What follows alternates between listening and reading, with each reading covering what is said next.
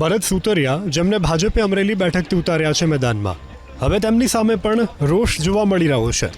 અમરેલીના ધારી તાલુકાના અનેક ગામોમાં બેનરો લાગ્યા છે, જેમાં ઉમેદવાર બદલવાની માંગ કરાઈ છે. ભરત સુતરિયા માત્ર 4 ધોરણ પાસ હોવાનો ઉલ્લેખ કરી તેમના બદલે અન્યને ટિકિટ આપવાની માંગ કરાઈ છે. પોસ્ટર કોણે લગાવ્યા તે તો તપાસનો વિષય છે, પરંતુ આ પોસ્ટરથી અમરેલીમાં પણ ભાજપની ચિંતા વધી ગઈ છે, જેને લઈ અને ડેમેજ કંટ્રોલ કરવા માટે ભાજપ હાઈકમાન્ડ તરફથી સૂચના મળી છે. સૂત્રોના મતે પૂર્વ મંત્રી અને પ્રભારી ભૂપેન્દ્રસિંહ ચુડાસમા અમરેલીમાં નેતાઓની સાથે બેઠક કરશે. ન માત્ર અમરેલી, વડોદરામાં તો ભાજપે ઉમેદવાર બદલ્યા, પરંતુ તેમ છતાં વિરોધ થમી નથી રહ્યો. વડોદરામાં ભાજપના જ એક હોદ્દેદારે ઉમેદવાર ડોક્ટર હેમાંગ જોશીની સામે સોશિયલ મીડિયા પર બળાપું કાઢ્યું.